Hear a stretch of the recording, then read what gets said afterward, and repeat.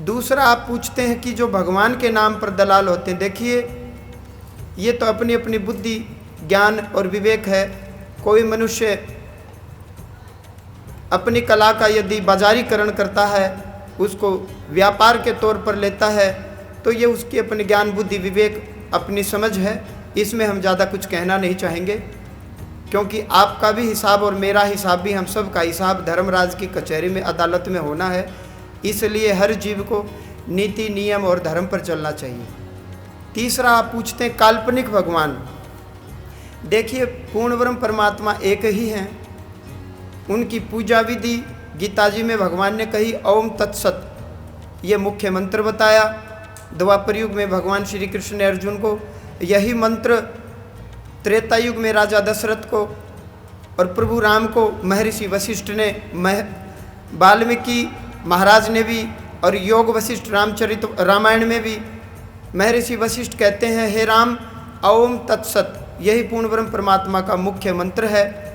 एक ही भगवान पूजनीय है। अब रही बात जो मनुष्य ने जो काल्पनिक भगवान प्रकट किए हैं, तो वो भगवान कैसे होंगे? मनुष्य की बुद्धि कितनी नीच और कुत्सित और छोटी है। ये तो वही बात हुई, कोई पतिव्रता नारी कह रही है कि मेरे पति मेरे लिए भगवान है,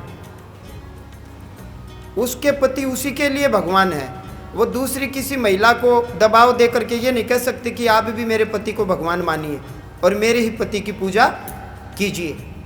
अब कोई पति अपनी पत्नी को देवी मानता है, तो ये थोड़े है कि सब पति अपने अपनी पत्नियों को कहेंगे कि तुम भी, और सारी पत्नियां अपने पतियों को कहेंगे कि तुम अमुक अमुक महिला को देवी मान लीजिए ना। ऐसा नहीं है, भगवान एक ही है।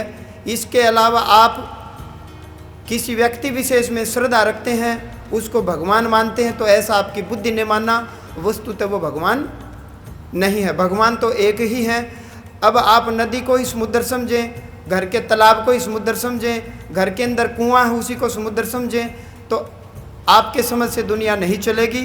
तो ऐसे काल्पनिक भगवानों से, ऐसी कल्पना से हमें बचना चाहिए। भगवान ही भगवान होते हैं, गुरु भी भगवान नहीं होते, माता पिता भी भगवान नहीं होते। भगवान के समान माता पिता एवं गुरु का आदर करना चाहिए।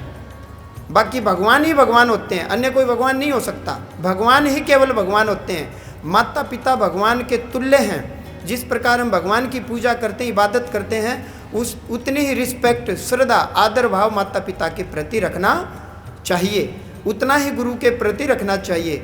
यदि गुरु में श्रद्धा नहीं होगी तो गुरु के वाक्य में आपकी श्रद्धा नहीं होगी, गुरु के वचन को आप मानेंगे नहीं, और गुरु के वचन को नहीं मानेंगे आपका कल्याण नहीं होगा। तो गुरु के वचन को आप कब मानेंगे? जब गुरु को आप जीवित भगवान मानेंगे, जीवित देवता मानेंगे, और जीवित देवता मान करके, भगवान के समान मान करके उनके प्रति आदर भाव रखेंगे, तो उनके वाक्य को आप शिरोधार्य करेंगे, और वाक्य को मानोगे तो पार उतर जाओगे।